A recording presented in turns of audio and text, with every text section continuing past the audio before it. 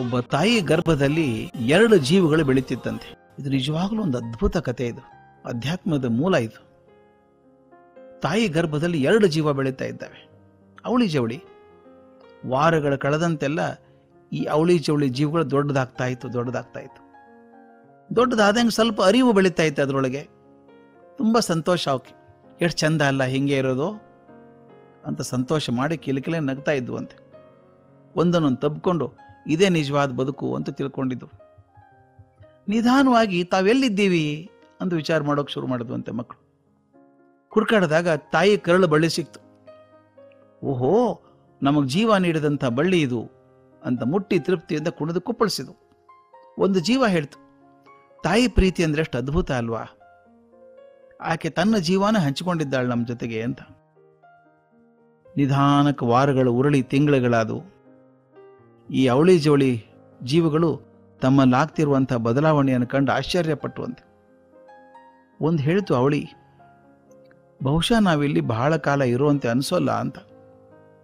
ಆ ಜವಳಿ ಕೇಳ್ತು, ಅದ್ಯಾಕೆ ಹಂಗೆ ಹೇಳ್ತೀಯ, ಇಲ್ಲೇ ಚೆನ್ನಾಗಿದ್ದಿದ್ವಲ್ವ ನಾವು. ಚೆನ್ನಾಗಿರೋದೇನೋ ಸರಿಯಪ್ಪ, ನಾವು ದೊಡ್ಡವರಾಗ್ತಿದ್ದೀವಿ, ಇಬ್ಬರಿಗೂ ಜಾಗ ಸಾಕಾಗ್ತಾ ಇಲ್ಲ ಇಲ್ಲಿ ಅಂದರೆ ನಾವು ಈ ಜಗತ್ತಿನಲ್ಲಿರುವ ಸಮಯ ಮುಗಿತಾ ಬಂದಂಗೆ ಅನಿಸುತ್ತೆ ಅಂತ. ಇನ್ನೊಂದು ಹೇಳ್ತು, ನಾನು ಇಲ್ಲಿದ್ದು ಹೋಗಲ್ಲಪ್ಪ, ನಾನು ಸದಾ ಇಲ್ಲೇ ಇರ್ತೀನಿ ಅಂತ. ಅದು ಹೇಗೆ ಸಾಧ್ಯ, ಒಂದಲ್ಲ ಒಂದು ದಿವಸ ನಾವು ಕರಳು ಬಳ್ಳಿ ಬಿಡಲೇಬೇಕಲ್ಲ, ಆಗ ಬದುಕೋದು ಹೇಗೆ? ಇನ್ನೊಂದು ಗಾಬರಿ, ಇಲ್ಲಿದ್ದೀವಲ್ಲ ಚೆನ್ನಾಗಿದ್ದೀವಿ ನಾವು, ಹೊರಗಡೆ ಹೋದ್ರೆ ಏನು ಜಗತ್ತೋ ಏನೋ, ಹೇಗಿರ್ತೀವೋ ಗೊತ್ತಿಲ್ಲ. ಅದಲ್ಲದೆ ಇಲ್ಲಿ ಮೊದಲು ಕೆಲವರು ಇದ್ದು ಹೋದ ಲಕ್ಷಣ ಇದ್ದಾವೆ, ಆದ್ರೆ ಒಬ್ಬರು ಮರಳಿ ಬಂದು ಹೊರಗೆ ಹೋದ್ಮೇಲೆ ಜೀವನ ಇದೆಯಲ್ಲೋ ಎಂಬುದು ಹೇಳಿಲ್ಲ ನಮ್ಗೆ ಯಾರು. ದಯವಿಟ್ಟು ಗಳಿಸಿ, ಗರ್ಭದಲ್ಲಿದ್ದಂಥ ಮಕ್ಕಳು ಮಾತಾಡೋದು. ಇಲ್ಲಿ ಮೊದಲು ಯಾರೋ ಇದ್ದು ಹೋದ ಲಕ್ಷಣ ಇದೆ, ಆದ್ರೆ ಹೋದವ್ರು ಯಾರೂ ಮರಳಿ ಬಂದಿಲ್ಲ, ಹೊರಗಡೆ ಜೀವನ ಹೇಗಿದೆ ಅನ್ನೋದು ಹೇಳಿಲ್ಲ. ಬಹುಶಃ ಇದೇ ನಮ್ಮ ಜೀವನಕ್ಕೆ ಕೊನೆ ಅನಿಸುತ್ತೆ, ನಮಗೆ ಸಾವು ಬಂದಂಗೆ ಅನಿಸುತ್ತೆ ಅಂತ. 2 ಪಾಪ ಜೀವಗಳು ಬಿಕ್ಕಳಿಸ್ಬಿಟ್ಟು, ಆಯ್ತು ಹೊರಗೋದ್ರೆ ಸತ್ತೋಗ್ತೀವಿ ನಾವು, ಇದೇ ಜೀವ. ಒಂದ್ಸಲ ಪ್ರಶ್ನೆ ಬಂದಂತೆ, ನಿಜವಾಗೂ ತಾಯಿ ಅನ್ನೋಳು ಇದ್ದಾಳೆಯೇ ಅಥವಾ ನಾವೇ ಮಾಡ್ಕೊಂಡು ಭ್ರಮೇನ ಇದು? ತಾಯಿ ನೋಡೇ ಇಲ್ಲ ನಾವು, ತಾಯಿ ಹೊಟ್ಟೆಯೊಳಗಿದ್ದೀವಿ ಅಂತ ಅನ್ಕೊಂಡಿದ್ದೀವಿ ನಾವು, ಆ ತಾಯಿ ನೋಡೇ ಇಲ್ಲಲ್ಲ, ಇದ್ದಾಳ? ಹಾಗಾದ್ರೆ ಮನಸ್ಸಲ್ಲಿ 100 ಸಂಶಯ, ಚಿಂತೆ, ಜೀವಗಳು ತೊಳಲಾಡಿ ಹೋಗ್ಬಿಟ್ಟು ಭಯದಿಂದ ನಲಗಿಬಿಟ್ಟು ಅಂತೆ. ಕೊನೆಗೊಂದು ಕ್ಷಣ ಬಂದೇ ಬಂತು.